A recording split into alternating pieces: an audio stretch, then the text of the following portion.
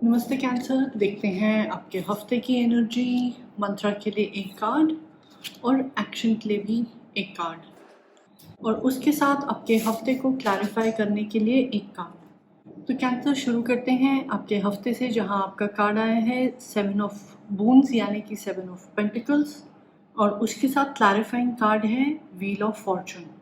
तो number 7 tarot में generally आपके नॉलेज की एप्लीकेशन के बारे में बात करते हैं।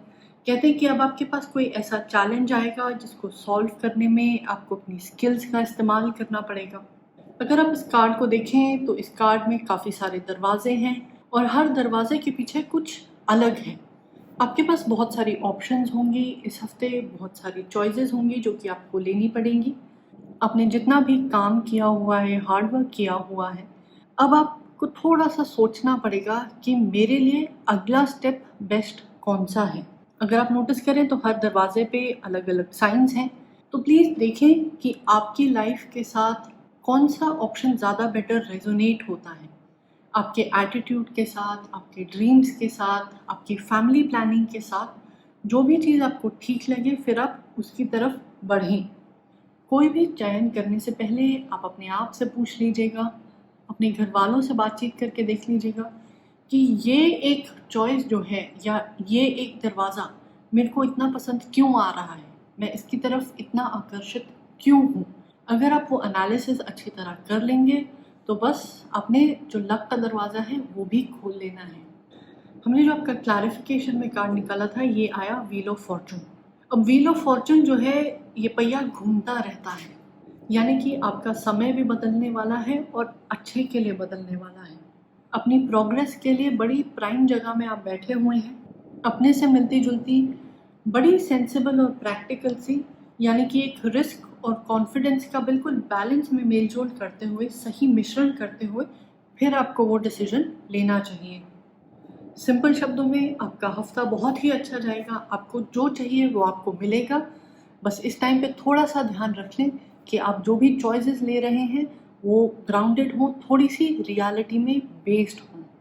और साथ ही आप नोटिस करें कि आपके जो मेन रीडिंग में सारे कार्ड्स आए हैं ये ऑड नंबर्स हैं। तो जो ऑड नंबर्स के कार्ड्स होते हैं टैरो में, उनसे ज़्यादा एनर्जी, ज़्यादा एक्टिविटी जोड़ी जाती है। तो काफ़ी जोशीला सा, अच्छा सा आपका हफ्ता निकलेगा। You should enjoy it. आपके मंत्र में कार्ड आया है 3 ऑफ स्पेल्स यानी कि 3 ऑफ वॉन्ड्स। वॉन्ड्स को हम फायर, एनर्जी, जोश के साथ जोड़ते हैं। साथ ही इस कार्ड में जो मोमबत्ती हैं ये अखरोट के शेल्स में डाली गई हैं और अखरोट के बारे में कहा जाता है कि जब आपको कोई अखरोट गिफ्ट करता है तो आपकी कोई तमन्ना, कोई दुआ पूरी होने वाली होती है। तो मंत्र के हिसाब से ये कार्ड आपको कह रहा है कि इस हफ्ते आपने अपनी एनर्जी को, अपने कॉन्फिडेंस को बरकरार रखना है। आपको अपनी लाइफ में जो भी चाहिए उसकी तरफ आपने एक्टिव प्लानिंग करनी है। अब वो एक्टिव प्लानिंग कागजी भी हो सकती है या फिर आप कोई सिमुलेशन करना चाहते हैं, उसको ट्रायल रन करना चाहते हैं, आप वो भी देख सकते हैं। बड़े ही कॉन्क्रीट टर्म्स में प्लीज़ सोचिएगा कि आप क्या बनाना चाहते हैं, कहाँ काम करना चाहते हैं या फिर अपनी लाइफ में कैसे व्यक्ति को अट्रैक्ट करना चाहते हैं। अगर ये सेहत की बात है तो जो प्लानिंग है बिल्कुल प्रैक्टिकल होनी चाहिए। ये चीज़ खाने में अच्छी है, अगर मेरे से एक दिन गलती भी हो जाती है डाइट में तो अगले दिन से रीस्टार्ट करें। यानी कि आपको अपने गोल्स और वहाँ तक पहुँचने के रास्ते के बारे में डिटेल में एक प्लान बनाना पड़ेगा। और फिर से ये कार्ड भी कहता है कि जब भी आप कोई प्लान बनाएं, कोई सपना देखें, किसी चीज़ की तरफ मूव करते हैं तो वहाँ पे कॉन्फिडेंट रहते हुए प्रैक्टिकल रहना है। अपने आप को लिमिट करते हुए, सीमित करते हुए कोई डिसीजन ना लें, वो आपका माइंडसेट नहीं होना चाहिए। ग्रोथ के पर्सपेक्टिव से और एक पॉजिटिव माइंडसेट से काम करें। आपके एक्शन में कार्ड आया है द ओल्डेस्ट वन। ये भी एक मेजर आर्काना का कार्ड है। इसको हम दूसरे टेक्स्ट में हायरोफेंट या फिर हाई प्रीस्ट कहते हैं। अब ये जो पेड़ है ये काफ़ी टाइम से इस जंगल में है। इसने आते जाते लोगों को देखा है, बहुत सारे युगों को देखा है।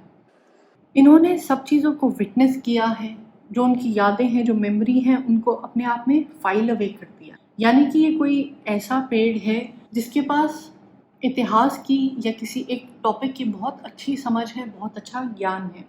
और ये जो कार्ड है आपको इनवाइट करता है कि आप आके बताएं मुझे कि आपको क्या समस्या है, आप क्या चाहते हैं, आपके क्या सपने हैं, ताकि मैं आपको अपने विजडम से हेल्प कर सकूं। तो एक्शन के तौर पे ये कार्ड आपसे कह रहा है कि इस हफ्ते अगर आप किसी बड़े बुजुर्ग की एडवाइस का फ़ायदा उठा सकते हैं, किसी सीनियर से बातचीत कर सकते हैं या उनसे कुछ सीख सकते हैं, तो इस मौके का 100% फ़ायदा उठाएं। जो चीज़ वो आपको बता जाएंगे या फिर जो कनेक्शंस वो बनाने में आपकी मदद कर सकते हैं, वो कोई और नहीं कर सकता। उनका बोलने का या समझाने का ढंग जो है वो अलग हो सकता है, बट आप उनके मैसेज पर फोकस करें। साथ ही आपकी किसी अथॉरिटी से या फिर गवर्नमेंट इंस्टीट्यूशन से डीलिंग भी हो सकती है। जब ऐसी जगह डीलिंग होती है तो लोगों को थोड़ा फॉर्मल रहना पड़ता है, थोड़े प्रोटोकॉल्स फॉलो करने पड़ते हैं। तो चाहे आपको प्रोटोकॉल का लॉजिक समझ ना आए, जो भी रूल्स एंड नियम इस हफ्ते आपको बताए जाते हैं उनको फॉलो करें और फिर पूछने की कोशिश करें कि इस चीज़ के पीछे रैशनल क्या है, और वो जो व्यक्ति है वो आपको कंटेक्स्ट समझा देगा। मान लीजिए आप सॉफ्टवेयर की इंडस्ट्री में हैं, एक बड़ा छोटा सा स्टेप है, आप सोच रहे हैं कि मैं इसको एलिमिनेट कर देता हूँ कोड को, तो फिर मैं अगले स्टेप तक जल्दी पहुँच जाऊँ। पर वो जो एक स्टेप है शायद से कंपैटिबिलिटी के लिए इम्पोर्टेंट हो, शायद से लॉग या रिकॉल के लिए इम्पोर्टेंट हो। तो इस हफ्ते आपको ट्रेडिशन तोड़ के कुछ नया हटके करने की ज़रूरत नहीं है। जो सेट पाथ है आप उस पर चलते रहेंगे तो आप बेटर सीखेंगे, और उस पर कुछ बिल्ड करना चाहेंगे तो वो ज़्यादा अच्छी तरह कर पाएंगे।